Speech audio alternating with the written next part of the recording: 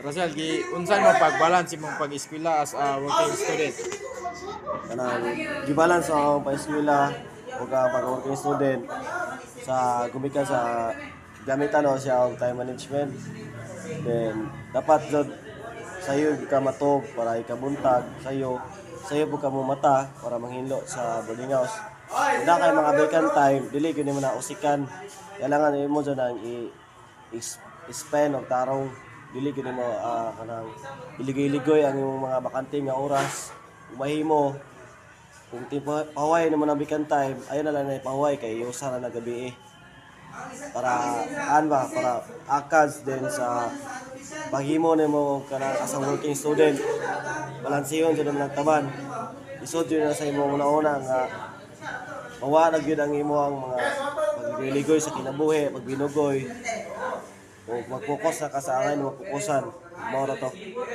Kaduhang pangutana na, unsay imong napil nga i-judge ka sa uban mga estudyante nga as if nga isa ka nga Working student. working student?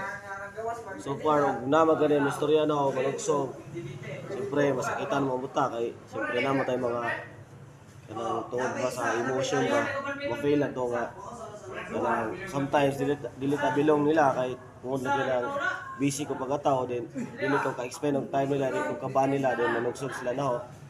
So pag pag atubang no nga problema ha dili ko na naisod sa una-una ipalabay lang kay siyempre kita sa itong kaugalingon kita ra ko makatabang sa itong kaugalingon mao ra to. Kanang Last nga pangutana. unsay apekto sa imong pagka-estudyante nga usa ka working student?